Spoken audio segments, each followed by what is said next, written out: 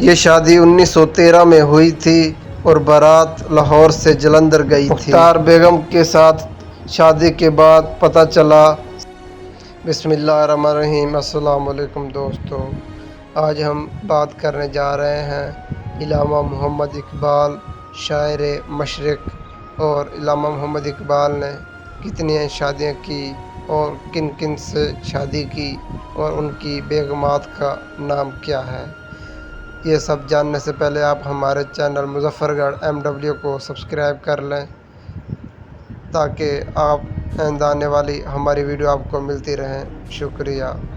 پہلی شادی 1893 میں کریم بی بی سے ہوئی، جو گجرات کے ڈاکٹر عطا محمد کی بیٹی تھی۔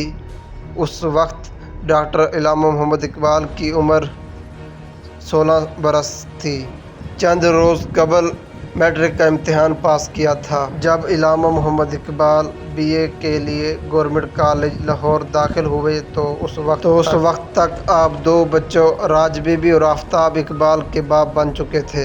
علامہ محمد اقبال کی دوسری شادی ضلع کچہری لاہور کے ایک عرضی نویس کی یتیم بھانجی سردار بیگم سے ہوئی۔ سردار بیگم کے ساتھ نکاح کے بعد رخصتی عمل میں آئی نہ تھی۔ سردار بیگم نہ خواندہ تھی بلکہ انہوں نے صرف قرآن مجید ناظرہ پڑھا ہوا تھا۔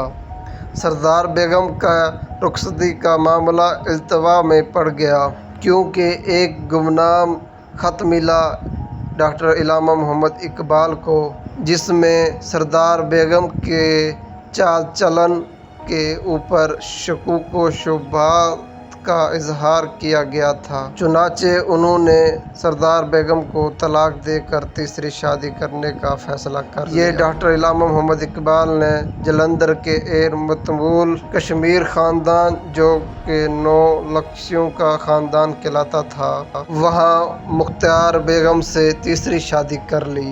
یہ شادی 1913 میں ہوئی تھی اور بارات لاہور سے جلندھر گئی تھی۔ مختار بیگم کے ساتھ شادی کے بعد پتہ چلا سردار بیگم کے اوپر جو خط ملا تھا وہ ایک سازش تھی۔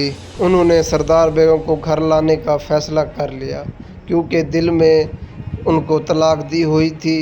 اس لیے ستمبر 1913 میں ان کے ساتھ دوبارہ نکاح پڑھایا اور انارکلی والے گھر میں ڈاکٹر علامہ اقبال 3 بیویوں کے ساتھ رہا کرتے تھے اور باقی کی زندگی بھی اپنی 3 بیویوں کے ساتھ ہنسی خوشی گزارتے رہے۔ یہ ویڈیو پسند آئی ہو تو چینل کو سبسکرائب کر دیں اور دوستوں کے ساتھ شیئر کر دیں۔ شکریہ۔